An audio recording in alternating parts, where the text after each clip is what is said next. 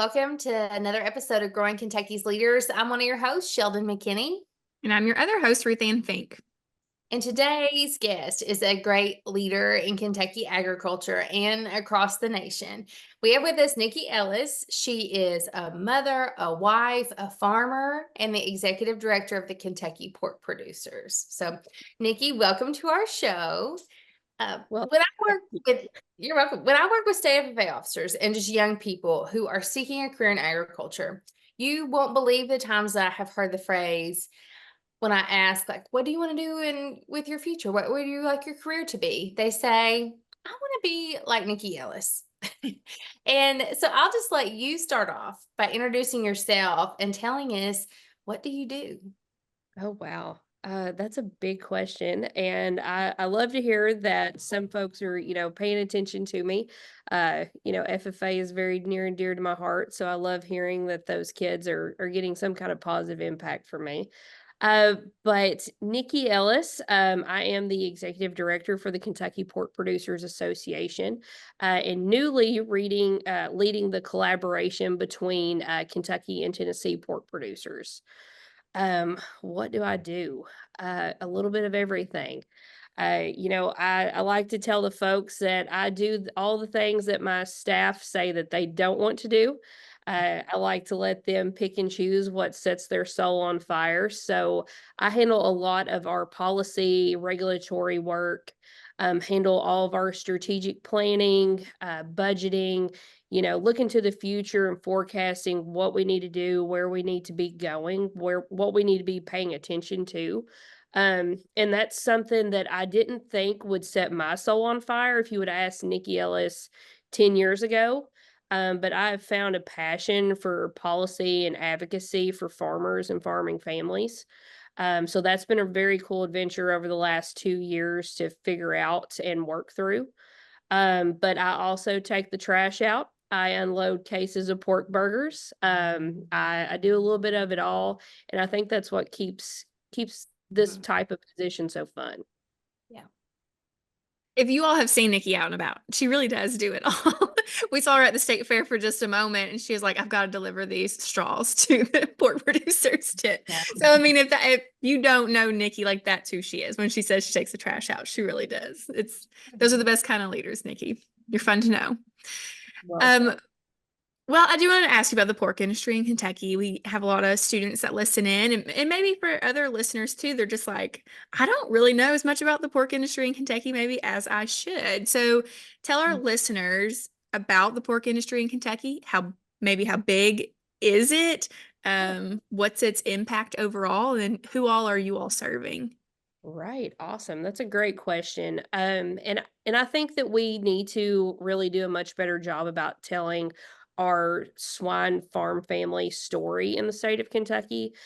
So our office works on behalf of just over 1,500 swine farming families, according to the Ag Census. I will argue that I think those numbers are larger, just with the private data access that we have, which is exciting, knowing that we have a few more.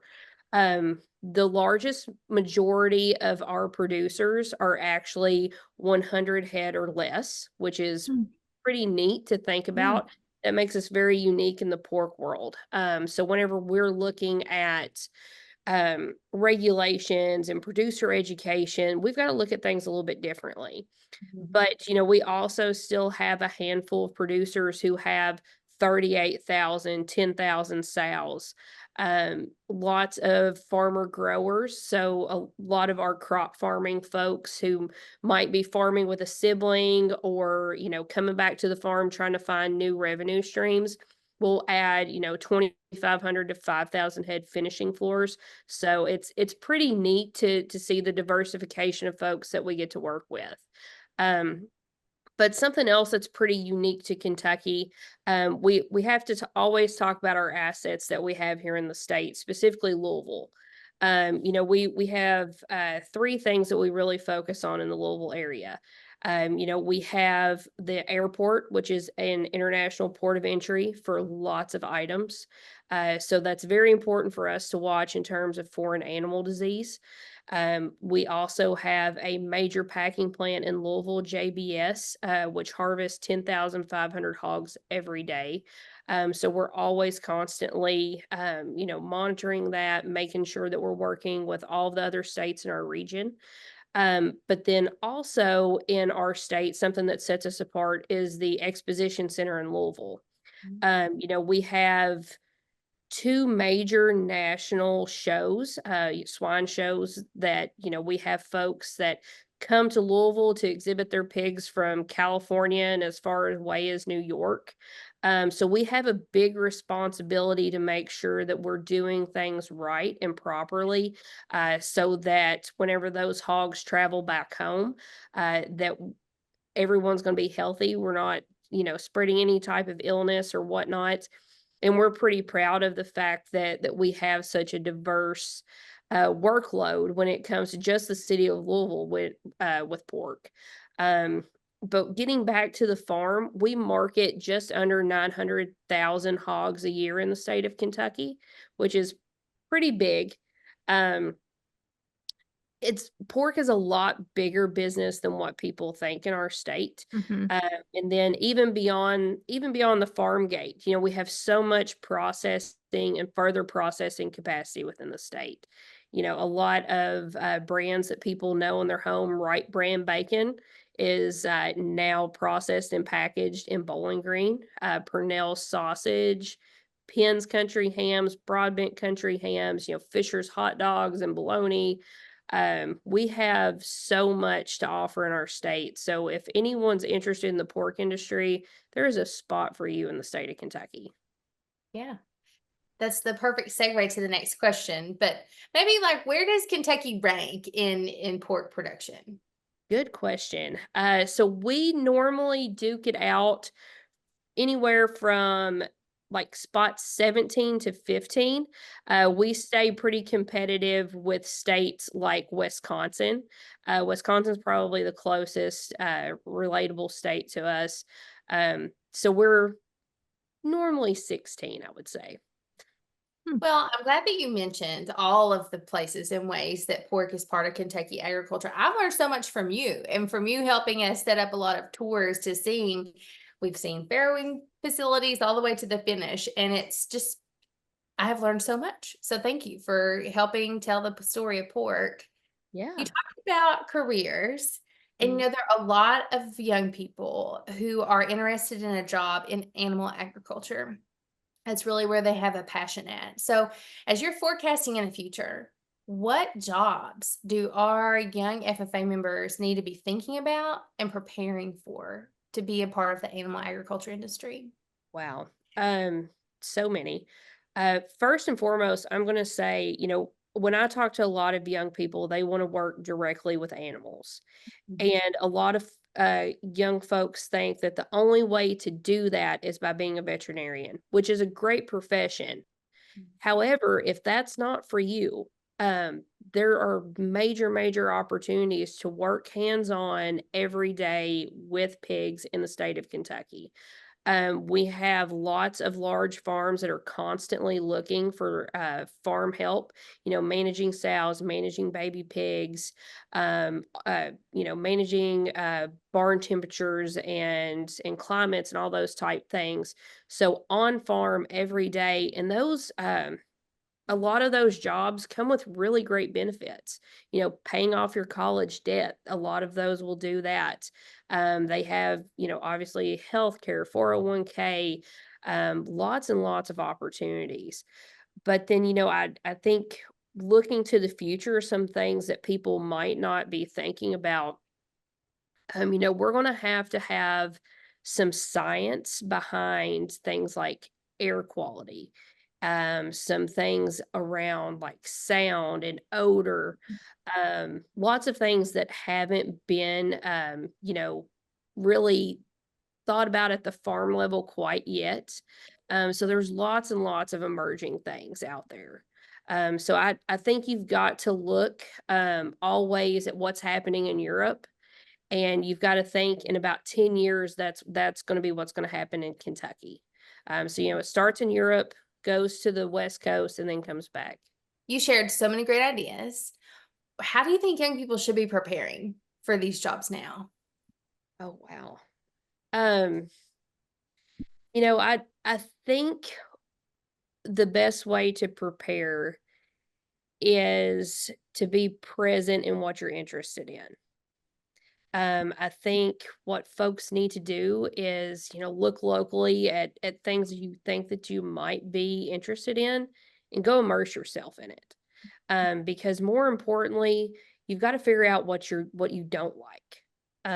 It's pretty easy to figure out what you like, but there's more things in the world that you don't like. So I would say, job shadow, co-op, all the things. Do all the things, even if it's unpaid. Go Yeah. have the experiences before you dive headfirst into maybe a trade school or an apprenticeship or some sort of commitment like that. Yeah. I think I that's great advice. Yeah. I did an unpaid co-op my senior year of high school at a local doctor's office because I thought agriculture, I thought maybe a medical field for me. But what a valuable experience that I knew after I did it. I was like, this is not for me. That's so valuable to just know, like, nope, I'm not going to do this. Yeah, Right. my parents were really big on giving my brother and I that advice. They said there's no other time in your life where you get to try a job out for 2 months and then move on. Like that, so take advantage of that time. And it's okay if you don't like it, but you gotta try it to see if if you do or Right. don't. So it's really good advice. Well, Nikki, for those of you that are listening that know Nikki or maybe follow you on social media, or if you don't know Nikki, what you should know about her is that she's very versatile. So she might be in the barn one night with her kids, practicing showing hogs for the state fair, and then the next day you're in Washington, D.C., advocating for the pork industry in Kentucky. Like you truly are a woman of many talents. And a part of that and being able to do all those things really well is having confidence in your ability to flip that switch and go from environment to environment and feel comfortable in all of them. So how did you get that confidence? What have you done to work towards it? Tell us Right. more. Oh gosh. Well, Ruthie, I'm really glad you asked this because if you would have met me when I was in high school, I would have never had the confidence to go up and talk to anybody. Like I was very much a wallflower. I was in the back and I was fine with that. And there's nothing wrong with that at all. Um, and then throughout college, I kind of was, middle of the pack, wasn't real, I wasn't always comfortable stepping out. Um, but I'll say where I found confidence was in the network of people that I had around me. I've had so many people on my path to where I am now see, just a little bit of potential in me somewhere and then push me out of my comfort zone. Um and I think you have to just at some point in my life, I'm not exactly sure when it was, I felt that there was an actual switch flipped inside me that I just said, I have to stop being afraid and take the chance. Um, and that's when I really started stepping out. And throughout college and especially my first couple of years out, I will say that I am a completely different person from then. And I think a lot of folks tend to feel that maybe they're not their authentic self when they do big changes like that. But I would like to say to a lot of young people, just because that you feel like, if you make a change, you're not yourself anymore. You're even more yourself when you make those changes. You are truly stepping into your own and becoming yourself.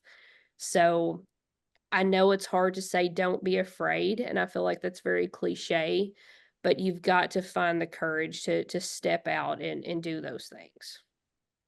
Mm. Well, we are all better because you did. And Kentucky agriculture is better because you did that, and you leave with confidence in so many places. You really do. So I want to ask you, how did Kentucky FFA shape your journey into where you are now, if it was part of it anyway? And like maybe tell people what your college major was. Yeah, yeah. So my freshman year of high school, I went to Lincoln County High School, very, very proud Lincoln County Patriot. And as you know, they have a strong FFA program, always have. My freshman year, there were 3 freshmen in principals of ag, and everyone else was an upperclassman. Not really sure how that happened, but I had principals of ag with Joe Means, which he's just an absolute legend and a character of his own. Mhm. And went through principals, and I didn't really, I don't know. I went to FFA meetings. I did, a few different things, a few different trips, but never really got engaged. So the year went on, summer hits, and I never thought twice about FFA ever again. Well, it was about June. I get a phone call, to my house, because back then, high schoolers did not have cell phones. I'm aging myself now, Sheldon. Mhm. Uh, and and I answer, and it's Mr. Means. And he says, "Well, Miss Nikki, we're looking for someone to do the seat identification contest at the EKU field day, and I just think that you would be perfect for that." And I was thinking, what is seat ID? And this man's crazy. But that was probably the first time that I stepped out of my comfort zone. And I remember saying, "Mr. Means, if you need me, I can do it, I think." Mhm. And that afternoon, I went and picked up a seat ID kit, and I was hooked in FFA ever since. So And I and, then I moved on and found that, I really enjoyed ag. I kept taking courses, and then Denise Thomas, who is the other ag teacher there at Lincoln County, I owe her everything. She really is the first person to pour into my cup and say, "Nikki, you can do this. You can do this."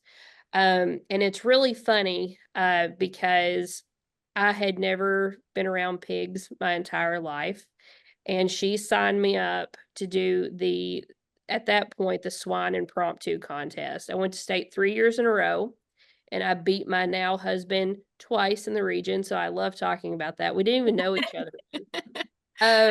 But I owe so much to my FFA experience. And I was never a regional officer or state or even a big winner or anything, but the time that I had with those people, whether we were cutting tobacco at the school farm or we were, working through, I was treasurer 2 years, working on that dang treasurer's book, and I owe so much to them for helping me come out of my shell, for helping me find confidence. And I think too, even being a kid, I know Lincoln County is not true Eastern Kentucky, but I'm very proud to be from the 606. Um, and and I think programs like that can take kids from really small communities and just elevate them to a next level, and open so many doors. Mhm. Um, and I just had an amazing experience. I'll go into a state FFA convention for the first time at the Galt House. That was eye-opening. That's when you truly find out how big Kentucky FFA is. And Mhm. just seeing so many of those people go on and achieve. And I remember the year that I went to one of the years I went to National FFA convention, that was when Cody Back was a national officer. I thought, oh Yeah. my gosh, look at this FFA kid, and right here from Kentucky, and just seeing those opportunities, I don't know, you're just hooked, and you bleed blue and gold for the rest of your life. Mm. Mhm. And you've done that, like even in your roles now, and Yeah, um, you've always made a point to stay connected to FFA and been a really great friend and supporter. So we thank you for that. yeah, and in Sheldon, you asked me, what I majored in college. And of course, because I was bleeding so much blue and gold at that point, I was going to be an ag teacher. Yep. So Yeah. I went to University of Kentucky and majored in career and technical education, was going to be an ag teacher. I was for about 5 minutes and realized that that might not be my calling. Um, Not that I didn't love every minute of it, and not that I don't believe in youth development and education, but I just knew that there was another path for me. Sure. But do you use those skills that you learned as being an ag teacher and advocate in your role now? Oh gosh, yeah. Yeah. And I'm lucky enough that Dr. Epps, there at UK, has me back every once in a while to talk about non-traditional curriculum writing. Mm, The last time I was there, that's when Proposition 12 was coming down in California. So, a major policy altering thing to our industry. And I was able to talk about, how you build a curriculum map. I used that and, made my own changes to it. And that's how I was making my framework game plan for how we were going to carry forward in our state. Yeah. There are just so many skills, so Yeah. many that go along with it. I love it. well, it takes all kinds of kinds, and so I'm glad you found your place because you're making a big difference now. It's good. All right, Nikki, we always ask our guests the same 3 questions as we round out our podcast. It's just a fun time to hear from everyone what they have to say. And you have honestly answered pieces and parts of these already. So it's okay if we repeat ourselves a little bit here. But the first one is just, what's the best piece of leadership advice that you've ever received? Oh, wow. Well, I'm glad that you asked. And if you all ever visit my office, I have like a pile of sticky notes of things that people have said, that I've heard, that I've picked up on, read, that I feel like are very important. So I pulled one of my sticky notes here. Uh, and so Dr. Richard Coffey, before he left the University of Kentucky to go to Oklahoma State, he actually sat on my board, and he told me, you can't be afraid to say what needs to be said. Mm. And I think a lot of times, even in leadership roles, we'll sit back and think, should I really say that or not? Um, but if you're having that gut feeling, follow it. And I've I've really lived by this in a lot of changes and things that I've had to make. Mhm. Um, so everybody should put that on a sticky note. That's Can't good. say that. Sticky note worthy for sure. Mhm. Oh yeah. That's great, Nikki. Well, you've mentioned your ag teachers, but we always like to give people an opportunity to shout out somebody who's poured into you. Kentucky FFA, where philanthropy, it's about giving back. Who's somebody that's really given back in your life?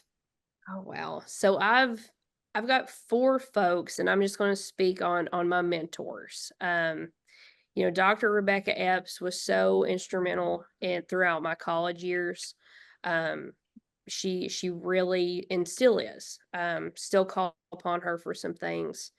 In my young professional life, and even now, Dave Maples with the Cattlemen's Association, he stepped way out and gave me a chance, to kind of trudge my own way. And I'll forever be absolutely grateful to Dave for that. Debbie Ellis with Kentucky Soybean, and Laura Noth with Kentucky Corn Growers. Um, those 2 ladies have really showed me what it's like to be a female leader in agriculture. Sometimes walking in the room being a young female can be a little bit uncomfortable, especially when people, my colleagues, are all 45 and older, and then I walked in at 30, as an executive director. They really taught me how to walk in and command a room. They taught me how to hold my head high and have that confidence to say what needs to be said. Yeah. Um, but I will say now, as I've taken on more roles nationally, Dr. Brett Kaysen with the National Pork Board. He's used to work at Colorado State, just a sheer force in leadership. And he has been a major role in my life over the last 2 years. And those are really my 4 mentors, that have really carried me through, and there's still people that I can call on to this day, whether that's for a laugh or for me to say, I am lost, can you help me? Yeah. And I can never thank them enough. That's awesome. You're a mentor to so many others too. We have a lot of young people who I know that you mentor and pour into, and so we know that it deeply matters. Well, it does matter, and I think folks that are in my position, it's so important to give back. And talking with you ladies with the foundation, you know that. And there are so many folks that have helped so many on their way. You have to give back, even if it's just a few words of encouragement to an FFA kiddo, at the state fair going in to do a contest. Do it. Give back. Mhm. That's awesome. Our time is really valuable. And so when people give that to you, I think, getting to acknowledge them and telling them is important. So thank you for sharing that. Our last question is a really fun one. It's kind of a random one, but we talk a lot about leadership on this podcast. We know the best leaders are constantly growing themselves and they're lifelong learners. So what's something that you're loving right now that's helping you grow? It can be anything. Well, there's two things that I'm really loving right now. So within the pork industry, there's been a lot of new young executive directors come on. And we have found this sense of community in about 8 to 12 of us. And we've invited in some folks that are willing to also mentor us. So some folks who have been in the industry for a long time. And we have carved out 2 hours the first Wednesday of every month. We have like a virtual coffee hour.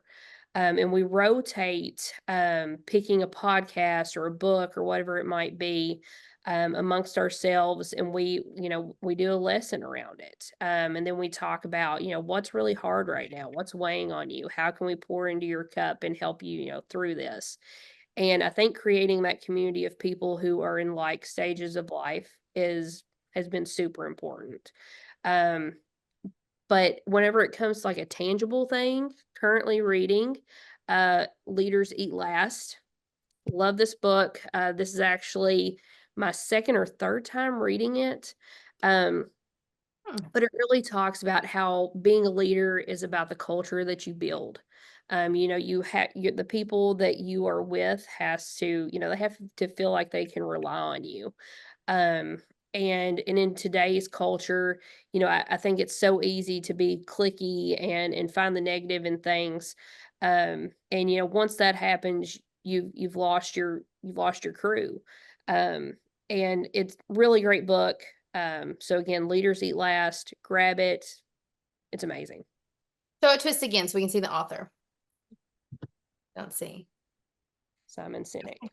Perfect. I've not read that one myself, but a lot of good friends have, and they also loved it. So maybe I need to add that to my Goodreads list. You definitely should. Yeah. Well, Niki, it has just been such an honor to just watch your career grow and watch you grow and all the things to come. Ruth Ann said you might be in the barn, you may be in the Senate office the next day. And it's just been really awesome to see what you've done. And it's no wonder that somebody say like, I want a job like Niki Ellis. So you're doing great work. And thanks for being a guest on our podcast. No, thank you guys for having me. I love seeing things like this come out and be available to young folks to use as a resource. So thank you all for thinking outside the box and creating these opportunities. Yeah, cool. Thank you all so much. We'll see you next time on Growing Kentucky's Leaders. Growing Kentucky's Leaders is a podcast brought to you by the Kentucky FFA Foundation. Our music is performed by Bourbon County FFA member Joe Fritch. Artwork is by Julie Fritch Creative. Your hosts are Sheldon McKinney and Ruth Ann Fink, and you can find us on all social platforms at Kentucky FFA.